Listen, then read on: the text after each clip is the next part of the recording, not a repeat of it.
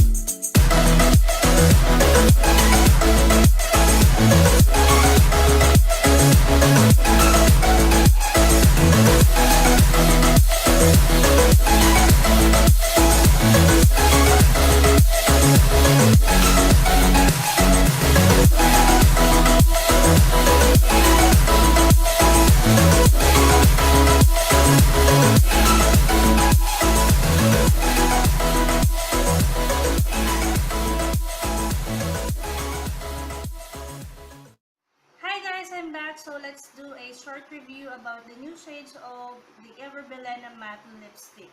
So first of all, let's check the packaging if meron siyang bagong naganap dito sa packaging niya. So as you can see, it's 165 pa rin. So 165 pesos pa rin siya.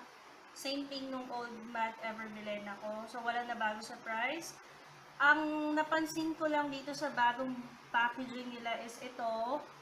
Yung sa ilalim niya, nakalagay na dito yung color mismo nung lipstick. And nakalagay na rin dyan yung pangalan nung shades ng lipstick. So like this one is the Sexy Nude. So nakalagay na dito mismo sa box. Unlike before, hindi naka-shaded yung color mismo ng lipstick. So may pagbabago dito sa box niya kasi yung unang bili ko is parang medyo makinis yung box niya, pero ito may pagka-matte na rin yung kanyang box. So, yun lang naman yung bago dito sa box nitong Sa matte mismong lipstick. Bullet nung lipstick, same thing nung old packaging nila. So, makikita natin yung shade. Kung ano yung shade ng lipstick, ito na yung mismo. Sa ilalim, nakalagay na rin yung shade ng lipstick, and still may silver lining and matte. May pagka, ano ba to? Silk matte pa rin naman yung kanyang and nakalagay yung EB matte na dito nakalagay pa rin yung pangalan ng EB matte dito. So same thing, walang pagbabago. So yung bullet, ganun pa rin. Yung smell niya, may smell siya pero hindi siya yung masakit sa ilong, or yung pag in-apply mo mararamdaman mo yung amoy. So wala lang. So punta lang tayo doon sa mismong mga color shades ng kanilang Ever Belena matte is gustong-gusto ko kasi ito, matagal na ako naghahanap ng ganitong super gustong-gusto ko, kaya ito yung una kong binili. This is the Posh Plum. So ito yung Posh Plum. Yan. Yan yung Posh Plum. Super gustong-gusto ko to kasi parang napaka-cover. Ito, super mabili daw tong dalawang to. Ito yung Sexy Nude. Sexy Nude. Yan. Sexy Nude, perfect for everyday use.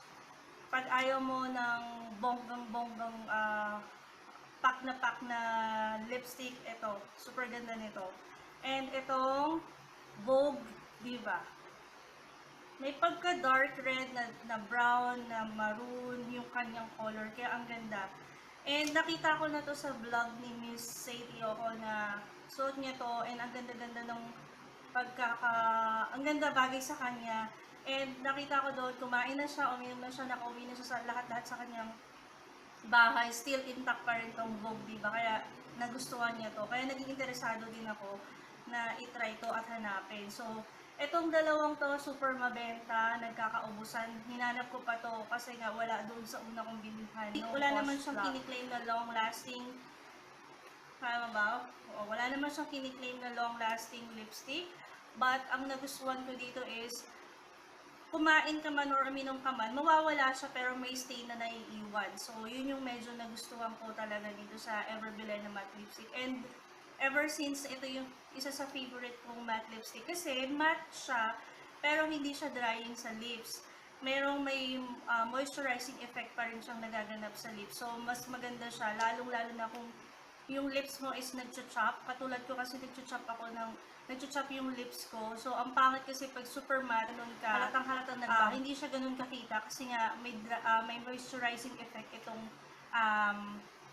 matte lipstick ng Everbelen. So, yun guys, kung ako sa inyo, i-try nyo to kasi ang ganda ng color nila, ang ganda ng bagong shades ng Everbelen na matte lipstick. So, I hope na nakatulong itong video, lalo-lalo na sa gustong i-try itong new shades ng Everbelen na matte lipstick. So, that's it guys. I hope you enjoyed watching this video and see you on my next one.